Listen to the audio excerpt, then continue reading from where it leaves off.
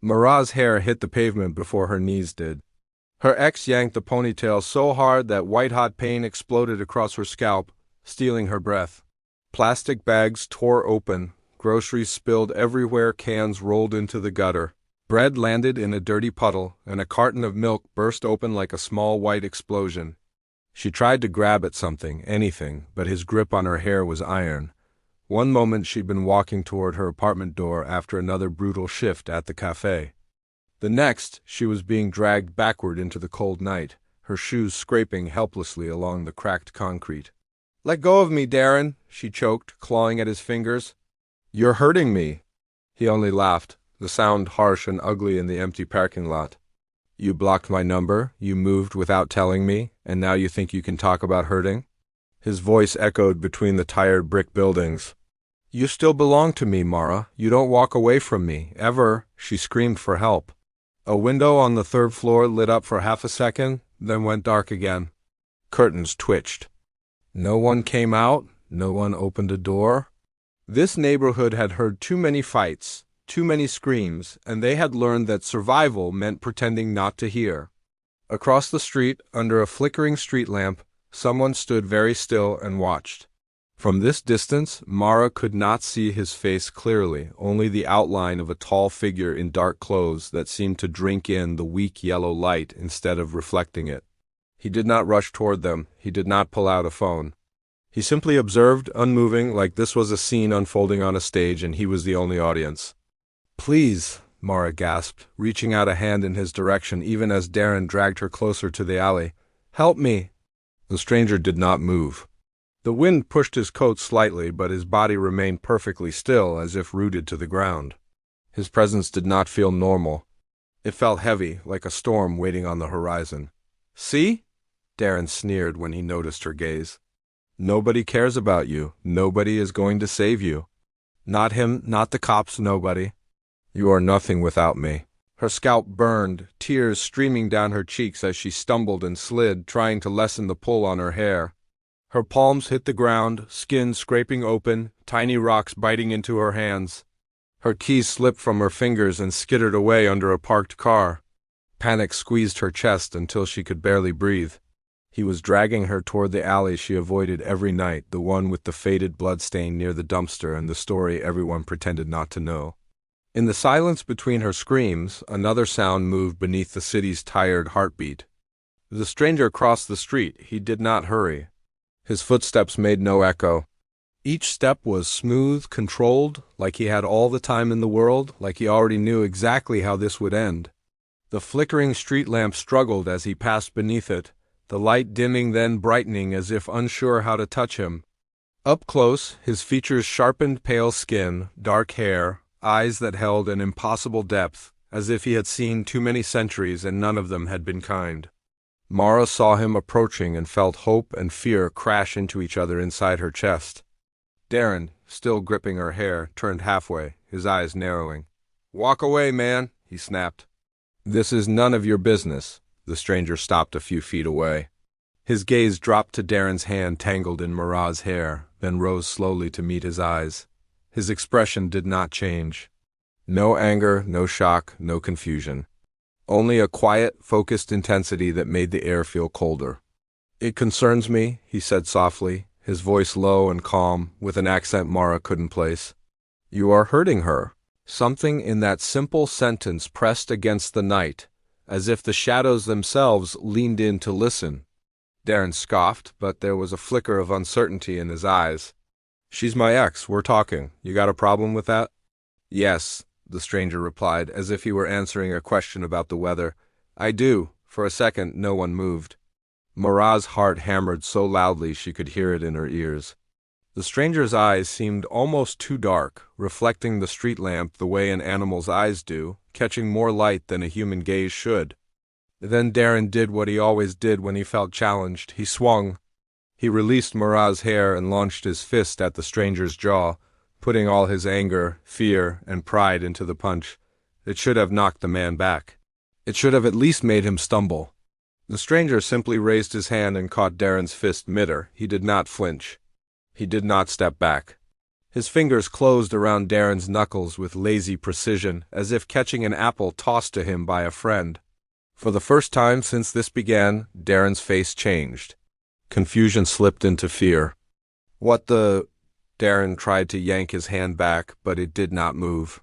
The stranger's grip was unbreakable, almost casual, like he wasn't even trying. Mara stared, frozen. Something about the way he moved, the way the light clung to him, the way the cold seemed to gather around his body, it all whispered the same terrifying truth. He wasn't normal, he wasn't ordinary, he wasn't human. The stranger leaned in slightly, his voice dropping to a quiet, intimate tone that still somehow filled the whole alley. "Do you harm her often?" he asked. The question did not sound like curiosity. It sounded like judgment. Darren's jaw clenched. "You don't know anything about us." The stranger's gaze did not waver. In his eyes, something old awakened, something patient, merciless, and deeply tired of watching cruelty go unpunished. Tonight, he thought, this ends. Darren's fist was still trapped in the stranger's unmoving hand when the night seemed to shift.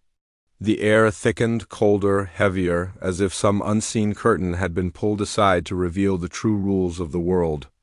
Mara pressed her scraped palms against the concrete to push herself backward, her breath shaking, her heartbeat fluttering like a trapped bird. The stranger's face remained calm, expressionless, yet something in his stillness felt dangerous and ancient quiet, the kind that comes before a storm breaks. Darren tried again to pull his hand free, panic beginning to edge into his voice. "Let go of me," he snarled, but the stranger didn't react. His eyes were fixed on Darren with a focus so sharp it felt like a blade. "You inflicted pain," the stranger murmured, the words soft but carrying a resonance that did not belong to any normal human voice. "You enjoyed it. You believed no one would ever see." Mara's stomach twisted. The way the stranger spoke it didn't sound like he was guessing. It sounded like he knew everything. Darren finally ripped his hand free, stumbling back, clutching his wrist as if frost had bitten him. "What are you?" he spat. "Some psycho?" The stranger didn't answer. Instead, he stepped closer, the shadows clinging to him like obedient animals. Darren swung again, a frantic punch fueled by fear rather than rage this time. The stranger leaned a fraction to the left. The fist sliced through empty air. Darren stumbled. The stranger didn't hesitate. His hand rose and brushed the space near Darren's chest. He didn't touch him, not physically, but the movement traced a shape in the air, a line that glowed faintly silver before fading. Darren's body jerked as if something had hooked into his spine. His breath hitched, a sharp gasp cracking from him as invisible threads seemed to latch onto his skin. Mara watched in horror as faint silvery marks began spreading beneath Darren's shirt like frost crawling over glass. "Stop," she cried, her voice breaking. "Please stop, don't hurt him like—" She couldn't finish the sentence. She didn't know what she was seeing. The stranger turned his head toward her slowly, and for a moment his expression softened. "Not much, just a flicker, a trace of something almost human." "I am not hurting him," he said calmly. "I am returning what he gave." Darren collapsed to his knees with a strangled scream. His hands flew to his ribs, to his arms, to his scalp, grabbing at nothing as if pain was exploding through him from every direction. "Make it stop," he choked.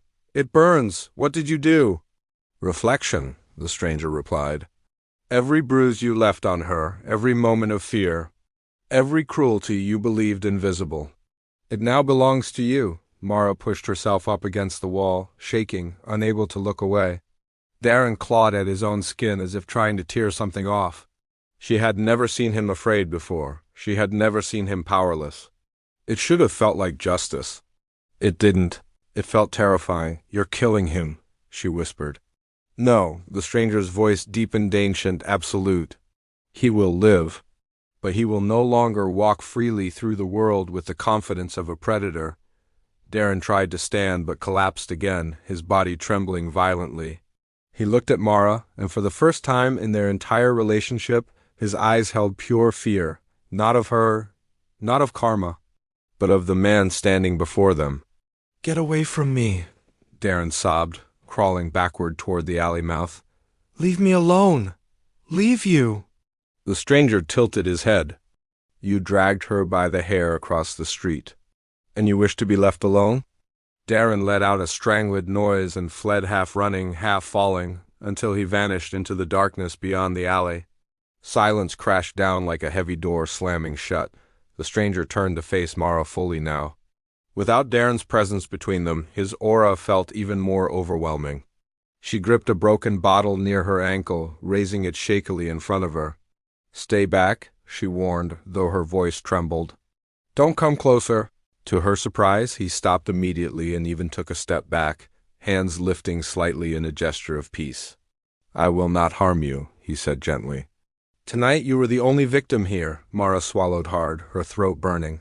What are you?" The stranger studied her for a long moment, as if weighing the truth.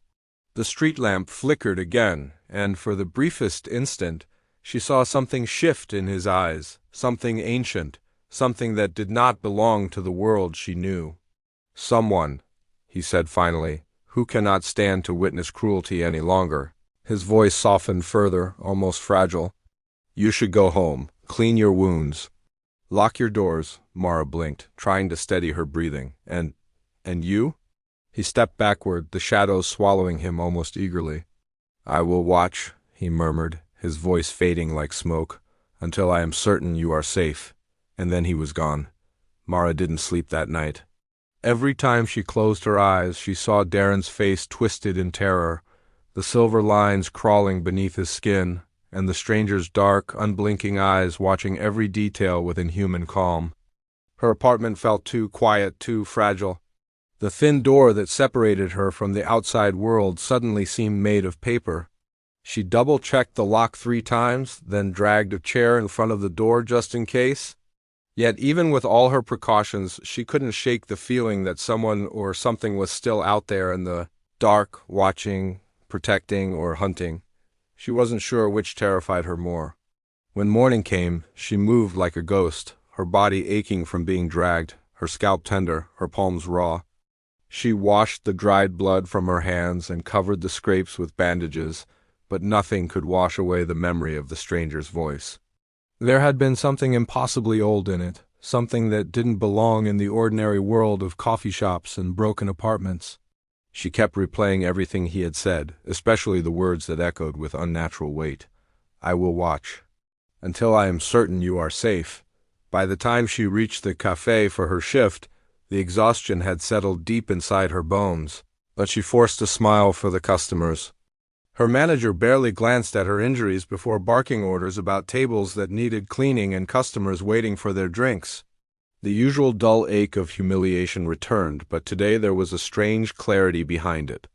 She had survived something worse, something unreal, and the world hadn't ended. Across the street, unseen behind the thin reflection of the cafe window, the stranger stood completely still. He watched her move between tables, watched her wince when she lifted a tray, watched the way she kept checking the door every time it opened. His expression was unreadable, but beneath his calm exterior, something ancient stirred, something protective. He had not intended to return to the human world so soon, but last night had changed everything. The girl's fear had awakened a buried instinct he had long abandoned, the instinct to guard. Inside, Mara felt the weight of someone's gaze without knowing where it came from. She turned slightly, looking out toward the street, but the morning sunlight made it hard to see anything beyond the glare on the glass. A faint shiver traveled down her spine, the same sensation she felt before thunderstorms. During the lunch rush, a customer snapped his fingers at her, demanding extra sugar. When she apologized for being slow, he rolled his eyes and muttered loud enough for others to hear, "These workers are all the same." Too stupid to do one simple job. Mara's cheeks burned. She felt small again, just like she always did, just like last night before the stranger appeared. But this time, a different emotion flickered inside her quiet resistance. Outside, the Vampire King's eyes darkened. He watched the man insult her and had to restrain himself. Humans thrived on little cruelties he'd learned long ago. But the girl... She responded to humiliation with grace, swallowing pain instead of spreading it. That alone made her rare. That alone made him stay. Hours passed. Mara took orders, wiped tables, forced smiles. She did not know that just beyond her sight, the Vampire King shadowed her every movement, following from a distance with the silence of a predator. He scanned each face that passed the windows, searching for any sign of Darren. Meanwhile, Darren himself was spiraling. Miles away in a small medical observation room, nurses struggled to restrain him as he screamed about invisible fire crawling beneath his skin. Every bruise he had ever left on Mara now pulsed across his own body. Every moment of fear he had caused her now replayed as torment in his mind. The curse was doing exactly what the stranger had promised, returning all the pain Darren believed would never catch up to him. As the sun set, Mara finally finished her shift. She collected her things, pulling her jacket close around her trembling body. The shadows in the parking lot looked longer than usual, and she hesitated before stepping outside. Her instinct whispered danger, even though the street was empty, or so she thought. When she walked toward her bus stop, the stranger emerged from an alley and began to follow her at a careful distance. If she turned around, she would see nothing. His steps were soundless, his presence hidden. He did not want to frighten her, only ensure she reached home safely. Mara paused halfway down the block, suddenly overwhelmed by a familiar dread. She looked around, heart racing. "Is someone there?" she whispered. The wind answered, nothing more. But the Vampire King stopped walking, his eyes softened. She sensed him, even without seeing him. How unusual. Humans rarely felt his presence unless he wished it. He watched as she hurried the rest of the way home, fumbling with her keys at the door. She slipped inside, locked the deadbolt, and pressed her back against the wall, breathing shakily. She thought she was alone. She was wrong. From the rooftop across the street, the Vampire King stood with the night wind tugging at his coat. His eyes glowed faintly in the dark as he watched the light turn on inside her apartment. She moved across the tiny room, unaware that an immortal creature stood above the city, making a silent vow to protect her. For centuries he had avoided forming attachments. Mortals lived and died too quickly. They feared him, hated him, worshipped him, but they never understood him. He had accepted solitude as the price of power. Yet now, a fragile human girl with trembling hands and brave eyes had stirred something in him he thought was long dead. Not love, but recognition. She had been hurt, she had survived. And she had looked at him with both terror and trust. That trust, however small, anchored him. As the night deepened, the Vampire King whispered to the darkness, "No harm will reach you again, not while I walk this earth." And for the first time in centuries, he stayed awake not out of obligation, but out of choice. Morning light crept through Mara's curtains, but it brought no comfort. Her sleep had been shallow, broken by flashes of silver light and the stranger's unreadable eyes. Even in dreams, his presence lingered like a shadow she couldn't step out of. She sat at the edge of her bed, rubbing her sore scalp, trying to convince herself that everything she'd lived through was just a nightmare. But the throb in her arms and the faint bruises blooming across her skin insisted otherwise. Reality was still waiting for her, along with a day full of strangers who expected her to smile at the cafe. The day unfolded with its usual monotony, machines humming, chairs scraping, customers complaining about nothing. Mara moved through the motions, hiding her exhaustion behind polite nods. The bandages on her palms tugged painfully each time she lifted a tray, but she ignored it. That was the one skill she had mastered over the years. Enduring quietly, her manager noticed the bandages but did nothing more than frown. "You're slower today," he muttered as she passed by. "I'm trying," she replied softly. "Try harder." The words stung, but she swallowed them like she always did. She couldn't lose this job. Not when she barely had enough money to cover next month's rent. Outside the cafe's glass walls, the Vampire King watched with narrowed eyes. Humans could be cruel in their own small ways, he thought. The man speaking to her so harshly had no idea how close he stood to a creature who could end his life with a whisper. But that wasn't his purpose here. He was not an executioner, not tonight.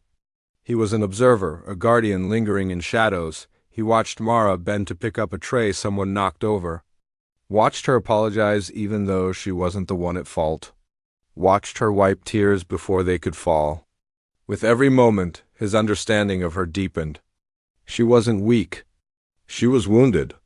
and every wound had taught her how to pretend she was fine. In the afternoon, the cafe filled with the usual rush-impatient customers, loud conversations, annoyed glances. At a corner table, a woman with a stroller struggled to calm her crying baby while balancing a coffee cup. Mara hurried over, gently offering help. She picked up the bottle that had fallen, soothed the baby with soft hums, and reassured the tired mother with a kind smile. Across the street, the Vampire King watched this simple act with intensity. Compassion, real compassion, was rare, the kind that asked for nothing in return, the kind that came from pain. This girl had been dragged, insulted, broken, yet she still found room to show kindness to strangers. It stirred something unfamiliar in him, a warmth he had once known in another lifetime, but not everyone in the cafe responded to her kindness. A group of young men near the counter made snide comments under their breath, laughing when she accidentally spilled a drop of coffee on the table. "Clumsy," one of them said loudly. "Figures." The Vampire King's jaw tightened. Shadows around him shifted, thickening. If he closed his hand, even slightly, he could tear through the wall and silence them all. But Mara straightened, wiped the spill, apologized, and moved on. She didn't fight back. Not because she couldn't, but because she'd learned the world punished people like her when they spoke up. He admired her resilience, even as it infuriated him. By the end of her shift, Mara's shoulders sagged with exhaustion. She stepped out into the cool evening, pulling her jacket close. The sky had turned deep violet, and streetlights buzzed faintly overhead. She hesitated before walking, scanning the shadows, an instinct she had developed overnight. Something inside her knew the world was different now, bigger, darker, stranger. She wasn't wrong. As she walked toward her apartment, she passed the narrow alley where she'd been dragged the night before. Her steps faltered. Her chest tightened. She forced herself not to look, but the memory clawed at her, sharp and vivid. When she finally glanced at the alley's entrance, she found no one there, but the silence felt alive, like breath held beneath the city. Unseen on the rooftop above, the Vampire King watched her pause. His eyes tracked every movement, reading every flicker of fear. Part of him wanted to descend and walk beside her openly, to let her know she wasn't alone. But he held back. Humans feared what they didn't understand, and if she saw him again too soon, she might mistake protection for danger. Just as she reached her building, a sudden ripple of power tugged at the Vampire King's senses. He straightened immediately. Something was wrong. Miles away, Darren collapsed in the hallway of a hospital, screaming as the curse tightened its grip. The silver pattern spread across his body, mirroring every bruise he had ever given Mara. His mind tore between agony and memories he tried to bury. Nurses rushed to restrain him, but he thrashed violently, crying out Mara's name in panic. The Vampire King felt the surge of fear through the curse he had placed. It was not sympathy, it was awareness. The curse linked Darren's suffering to the pain he had inflicted. It was doing its work, and Darren's panic signaled something inevitable. He would try to return to Mara. Troubled men always returned to their victims. The curse amplified that desperation. Back at her apartment, Mara fumbled with her keys, unaware of the danger tightening around her life again. Her hands shook as she closed the door, leaning against it with a heavy sigh. She didn't know why, but part of her felt watched again. Not in a threatening way, more like someone was making sure she reached home safely. On the rooftop, the Vampire King felt the air shift, the city's pulse quickening. The night around him darkened, as if bracing itself for what was coming. Mara's ex was unraveling fast. And soon, the girl would be in danger again, he whispered into the wind. A vow carried only by the shadows, you will not face him alone. And with that, he vanished into the night, following the invisible pull of the curse, preparing for the next confrontation. Darren's screams echoed through the sterile hospital corridor long before the nurses reached the room. His body convulsed violently on the bed, the curse spreading like living silver fire under his skin. Every old bruise he had ever given Mara now pulsed on his own flesh, rising in dark, angry marks that medical staff could not explain. His heartbeat spiked, racing in wild, panicked rhythms that monitors struggled to keep up with. The doctors called it an acute psychological break, but none of them saw what Darren saw, ghosts of his own actions returning to crush him, shadows whispering the truth of every cruelty he had committed. His mind broke faster than his body. The Vampire King felt it. From miles away, perched on a rooftop overlooking the city like a silent sentinel, he sensed the curse tightening. The sharp surge of Darren's terror rippled through the bond, tugging at the edges of the ancient magic. He closed his eyes, feeling the pain. He returned, not with pleasure, but with cold purpose. This suffering belonged to Darren, and it was far from over. Yet the king also sensed something else, Darren's desperation growing into a single dangerous instinct. He would try to find Mara again, not out of power, but out of fear and confusion. The curse drove him to relive every moment he had hurt her, and that meant his mind circled repeatedly back to her face. That made him unpredictable. That made him dangerous. Mara, unaware of the chaos unfolding downtown, stood at her kitchen counter heating a simple bowl of soup. Her shoulders ached. Her scalp still throbbed. But tonight felt strangely calmer than the night before. She had survived a nightmare. She had gone to work. She had made it home. In her small world of constant fear, that counted as victory. Yet her hands shook as she lifted the spoon, and her mind refused to stop replaying the moment when the stranger had stood before Darren like a force of nature. She kept wondering if she should have thanked him, or feared him. Or both. Outside on the fire escape across from her window, the Vampire King crouched silently, cloaked in shadows the way others wore coats.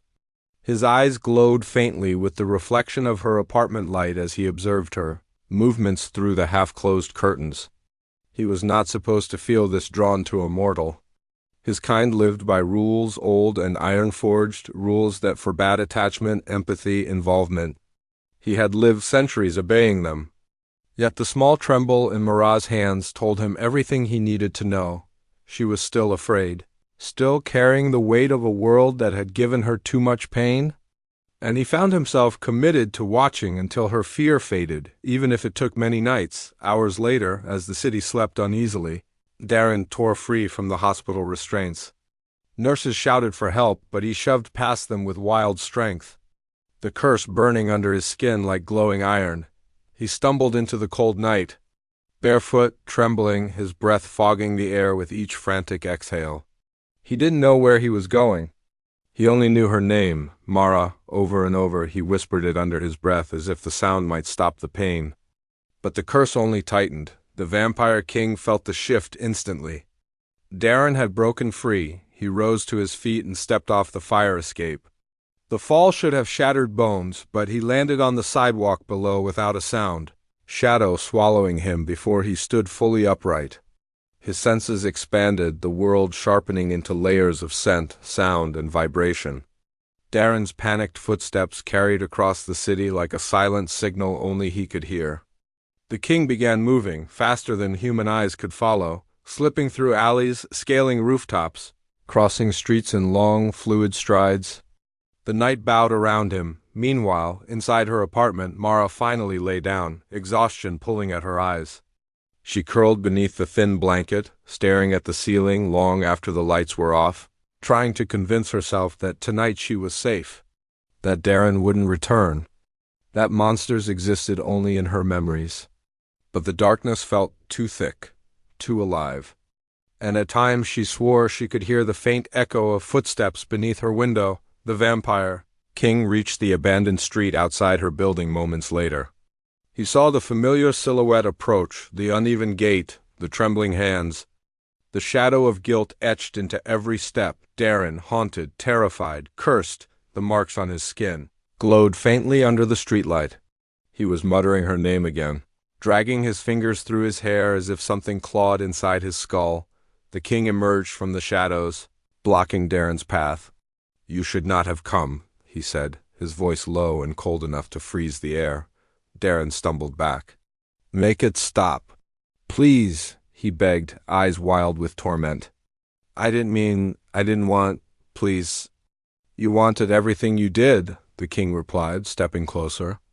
"And you believed no one saw. You were wrong." Darren shook violently, collapsing to his knees. I'm sorry. I'm sorry. Just make it stop? The Vampire King's expression did not soften. Not for a man who had dragged a woman by her hair into darkness. Not for a man who had broken her spirit for years. Your suffering ends when hers ends, the king said. And not before. Inside her apartment, Mara sat up suddenly, breath catching. Something felt wrong, instinctive, urgent outside. Darren screamed as the curse intensified. The Vampire King's presence enveloped the street with an ancient authority, his eyes glowing with restrained power.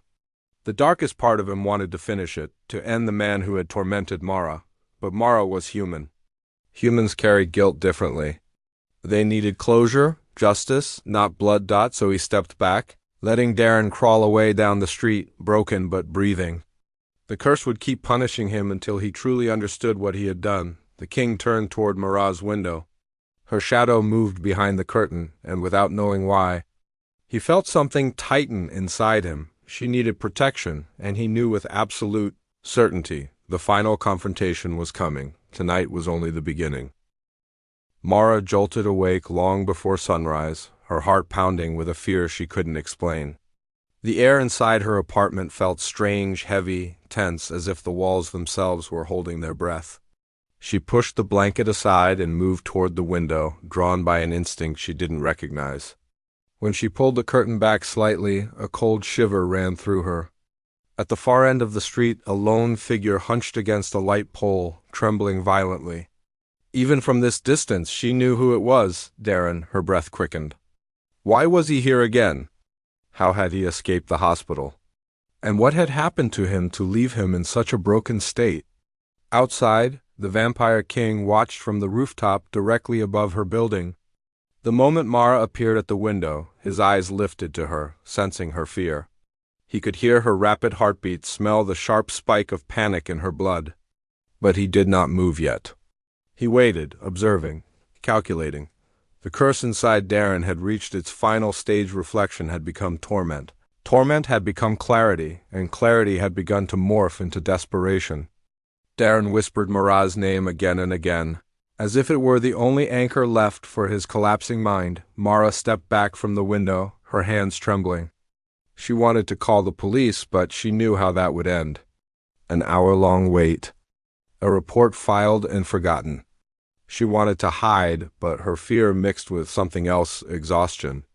She was tired of running, tired of being afraid, tired of letting terror rule her every breath. So she grabbed her phone, her jacket, and slowly stepped outside. The morning air was icy, and a faint mist clung to the sidewalks. She walked cautiously toward Darren, her every step hesitant but determined. "Darren," she whispered when she reached him. "What happened to you?" He lifted his head slowly. His eyes were bloodshot, his skin pale, and faint silver lines crawled under the skin of his arms and neck like remnants of glowing scars. "Mara," he choked. I'm sorry. I didn't mean to." She took a careful step back. This was not the apology she had imagined. It was frantic, desperate, unsteady. Not remorse, fear. She had seen this before. After every violent outburst, he would return drained, terrified by his own rage, begging forgiveness. She had believed him once. Not anymore. "Darren, you need help," she whispered. "Real help? You have to leave me alone." His face twisted, not with anger, but with anguish so raw it startled her. I can't get away from it. It's everywhere. Every bruise I gave you, I feel it now. Every time I hurt you, I feel it. It won't stop." He clutched his head, collapsing to the pavement. "Make it stop."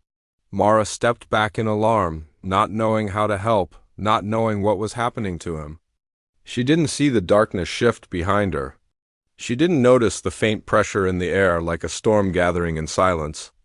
But Darren did. His eyes widened, staring past her in terrified recognition. "He's here."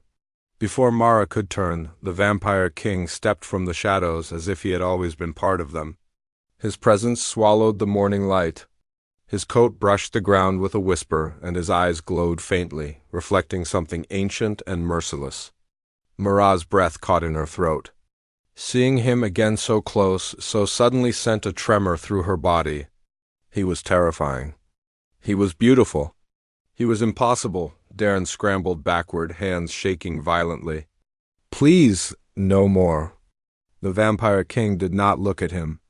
His gaze was fixed solely on Mara. She froze under his stare, unable to look away. There was no malice in his eyes this time, only a depth of emotion she couldn't name. When he finally spoke, his voice was quiet, steady, and unyielding. You should not have come out here alone. Mara swallowed hard. He said he needed help. He needs consequences, the king replied. Not your compassion. Darren whimpered, collapsing fully onto the pavement. His body convulsed as the curse pulsed once more. Mara turned toward the king, fear and confusion battling inside her. What did you do to him?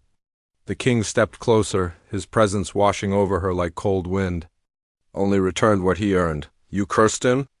Her voice cracked. Why? Why would you do something like that? His expression shifted, softer for just a heartbeat. Because no one else would protect you. The words hit her harder than she expected. No one else. Not the police. Not her neighbors. Not even herself. But he had. Darren let out a broken scream that echoed down the street. The king finally turned his gaze on him, ancient judgment settling across his features. It ends now, he said softly, but not as you think. He lifted a hand, fingers drawing a familiar pattern in the air. Silver light flickered. Darren recoiled, shaking his head violently. No, please, I can't, I'm sorry. For the first time, Mara stepped between them. Stop, she cried, her voice trembling but loud enough to break the air. Enough, he's already suffering. He can't hurt me anymore. The king stilled. The silver light dissipated instantly. He lowered his hand, looking at her with something like surprise. No one had ever stood between him and a punishment before. No one had ever asked him to show mercy. Her voice softened. Please, just let it end. For several seconds, the Vampire King said nothing. Then he exhaled slowly, a sound that trembled with centuries of restraint. As you wish. Darren collapsed completely, unconscious but alive. The curse faded into a dormant ember beneath his skin. No longer active but forever etched into him as a reminder, Mara turned toward the king. What are you? Really? He hesitated, as if revealing even a fragment of the truth required effort. I am what your world fears in the stories it tells children at night. A shadow your ancestors once tried to name. She shook her head. That doesn't answer. Vampire, he said finally. King, ruler of what remains of my kind.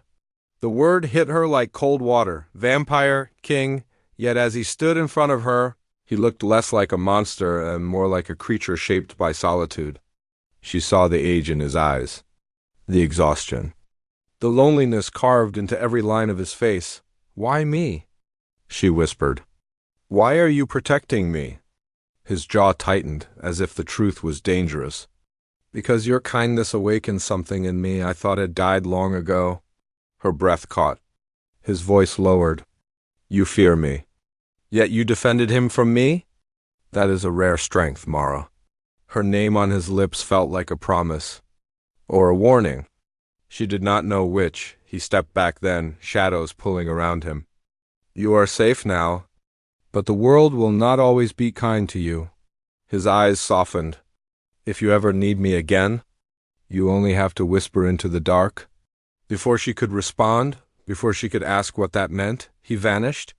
One moment he stood before her. The next, he dissolved into the morning shadows. Leaving only the faintest trace of cold air behind. Mara stood in the silence. Her heart racing, her world forever changed. Darren lay unconscious on the pavement. The king was gone. The sun was beginning to rise. And for the first time in a very long time, Mara felt something other than fear. She felt seen. She felt protected. She felt powerful.